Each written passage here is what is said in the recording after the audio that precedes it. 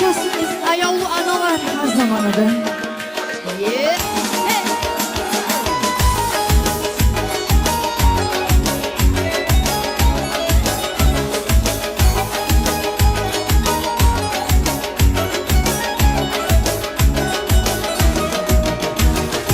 Alkışlar dili yaşayman sağa, sensiz dünyalarda dusuz mağa.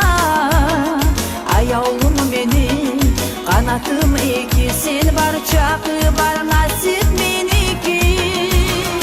Aziz canımsan, yürüsen gözünü takmayman sağa duyuşlu sözünü. Bar güleni sağa vereyim, isi kolların anam o beyim. Aziz anam beni, güzel anam, seni uçun men canım vereyim.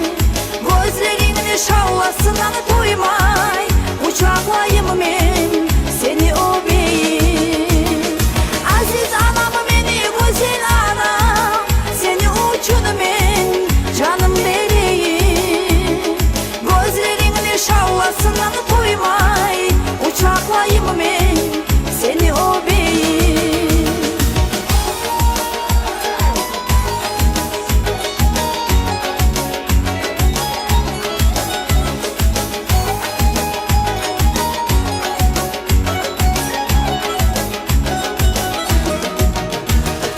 Aldıma çıksam uçağım yayıp bahar avur oy.